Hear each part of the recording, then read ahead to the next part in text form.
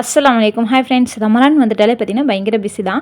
2, 3 நாளாக வீட்டில் பயங்கர வேலைங்க. பெட்ஷீட் துவைக்கிறது, வீட்டை க்ளீன் பண்ணுறதுன்னு சொல்லிட்டு எல்லா வேலையும் பார்த்தீங்கன்னா முடிச்சாச்சு. இந்த சின்ன சின்ன வேலைகள்லாம் பார்த்தீங்கன்னா பெண்டிங். அதில் ஒன்று தான் இந்த பர்னர் க்ளீன் பண்ணது. கேஸ் ஸ்டவ்லாம் க்ளீன் பண்ணி எடுத்து இந்த பர்னர் பார்த்தீங்கன்னா க்ளீன் பண்ணணும்னு நினச்சிக்கிட்டே இருக்கிறது அப்படியே பார்த்தீங்கன்னா டைம் இல்லாமல் மறந்தாச்சு. இன்றைக்கி வந்து க்ளீன் பண்ணி ஆகணும்னு சொல்லிட்டு கொஞ்சம் சுடு தண்ணியில் லெமனும் சோடா புல்லாக போட்டு கொதிக்க வச்சுட்டு பர்னர் தூக்கி போட்டு நல்லா 2, 3 கொதிக்க வச்சுட்டு ஸ்டவ் ஆஃப் பண்ணி விட்டுட்டேன். பப்புமே எந்திரிச்சு வந்துட்டா. இன்றைக்கி பப்பு எந்திரிச்சு வரும்போது டென்ஷனோட தான் வந்தா. தலைக்கு என்ன கூட வைக்க விட மாட்டேன்ட்டா. சரி கொஞ்சம் ரிலாக்ஸ்ட் ஆகட்டும் பைப்பில் அப்படின்னு சொல்லிட்டு நான் கிச்சனுக்குள்ளே வந்துட்டேன். இன்றைக்கி நம்ம வீட்டில் சமையல் என்ன பார்த்தீங்கன்னா வெண்டைக்காய் குழம்பு வச்சு காலிஃப்ளவர் சில்லி போட்டுடலாம்னு சொல்லிட்டு இப்போலாம் சின்ன வெங்காயமே யூஸ் பண்ணுறது இல்லைங்க. யூஸ் பண்ணாமல் விட்டு பார்த்தீங்கன்னா ரொம்ப முடையாயிடுச்சு அது உரிக்கிறதுக்கு. எல்லாத்துக்கும் பெரிய வெங்காயத்தையுமே டப்பு டப்புன்னு அரைச்சி போட்டுருது. அதனால் இன்றைக்கி புளிக்குழம்புக்கு வந்து இந்த சின்ன வெங்காயம் போட்டால் நல்லா டேஸ்ட் இருக்கும் இல்லையா, அதுக்காக பார்த்தீங்கன்னா கொஞ்சமாக வந்து சின்ன வெங்காயம் வாங்கிட்டு காலிஃப்ளவர் வந்து சில்லி போடுறதுக்காக வாங்கிட்டு வந்தேன். அதையுமே க்ளீன் பண்ணி சுடு தண்ணியில் மஞ்சள் பொடி உப்பு போட்டு அதையுமே கொதிக்க வச்சுட்டேன். பர்னர் பார்த்தீங்கன்னா நல்லா சூடு ஆறிடுச்சு. இப்போ வந்து வாஷ் பண்ணி எடுத்துடலாம், ஏன்னா சாப்பாடெல்லாம் செய்யணும். அதுக்காக பார்த்தீங்கன்னா க்ளீனிங் ப்ளஸ் ஷாம்பு தான் வந்து போட்டு நான் க்ளீன் பண்ணேன். இந்த மாதிரி ப்ரஷ்ஷை வச்சு நம்ம சின்ன ப்ரஷ் வச்சு தேய்க்கும் போது நல்லா அந்த இடுக்கில் இருக்கிற அழுக்கெல்லாம் பார்த்திங்கன்னா வந்துடும். இதில் ஈனோ போட்டால் இன்னுமே சூப்பராக வந்து க்ளீன் ஆகும். ஆனால் எனக்கு வாங்கிட்டு வர டைம் இல்லாதனால பார்த்திங்கன்னா வீட்டில் இருக்கிறத வச்சு நான் யூஸ் பண்ணேன். நல்லா தான் க்ளீன் ஆயிடுச்சு. உங்களுக்கு பார்த்தாலே தெரியும் அந்த தண்ணி நல்லா அப்படி கருப்பாக இருக்கும்.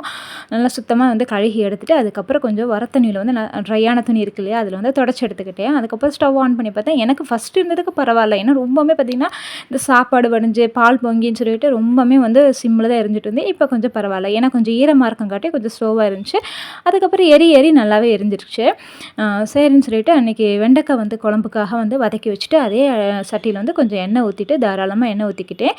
சின்ன வெங்காயம், தக்காளி, அப்புறம் மஞ்சப்பொடி, மிளகாப்பொடி, மல்லிப்பொடி, அது கூடவே குழம்பு மிளகாத்தூள், அப்புறம் உப்பு இதெல்லாம் சேர்த்து நல்லா வதக்கிட்டு கொஞ்சமாக தேங்காய் ஒரு 1/4 மூடி அளவுக்கு தேங்காவை சேர்த்துட்டு அதையும் நல்லா வதக்கி விட்டுட்டேன். வதக்கிட்டு அதெல்லாம் ஸ்டவ் ஆஃப் பண்ணி வச்சுட்டு கொஞ்சம் ஆறட்டும் அப்படிங்கிறதுக்காக ஸ்டவ் ஆஃப் பண்ணிவிட்டு பப்பு என்ன பண்ணுறான்னு பார்க்கறக்காக போனேன். ஏன்னா கொஞ்சம் டென்ஷனாக இருந்தா இல்லையா, அதனால் என்ன பண்ணுறான்னு பார்க்க போனேன். சார் பார்த்திங்கன்னா பயங்கர பிஸியாக ஃபோன் பார்த்துட்டு இருந்தார் அவங்க அத்தா கூட. ஏன்னா அவனுக்கு ஸ்போர்ட்ஸ் எல்லாம் ரொம்பவே பிடிக்கும். இந்த கிரிக்கெட்டு, ஃபுட்பால்னு சொல்லிட்டு எல்லாத்தையுமே நல்லா விரும்பி பார்ப்பா.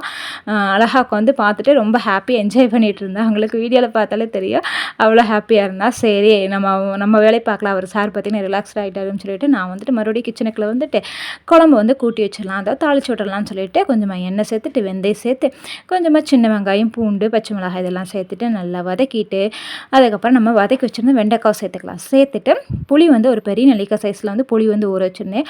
அதையும் நல்லா கரைச்சிட்டு நம்ம ஆற வச்சுருந்தோம் இல்லையா, அந்த மசாலாவெல்லாம் அரைச்சிட்டு அதை கூடவே சேர்த்து நல்லா நம்ம குழம்பு வந்து கூட்டி வச்சுக்கலாம். இப்போ உப்பு காரம் பார்த்துக்கோங்க. நல்லா கொதிச்சுமே ஸ்டவ் ஆஃப் பண்ணிட்டோம். சூப்பரான வெண்டைக்காய் குழம்பு ரெடி ஆகிடுங்க. நீங்களும் இதே மாதிரி ட்ரை பண்ணி பார்த்து எப்படி இருக்கும் மறக்காமல் கமெண்ட் பண்ணுங்கள். அண்ட் நம்ம சேனலுக்கு மறக்காமல் சப்ஸ்கிரைப் பண்ணி சப்போர்ட் பண்ணுங்கள். நெக்ஸ்ட் வீடியோ பார்க்கலாம். அதுவும் ரமலான் சிட்டிஸில் பார்க்கலாம். டாடா.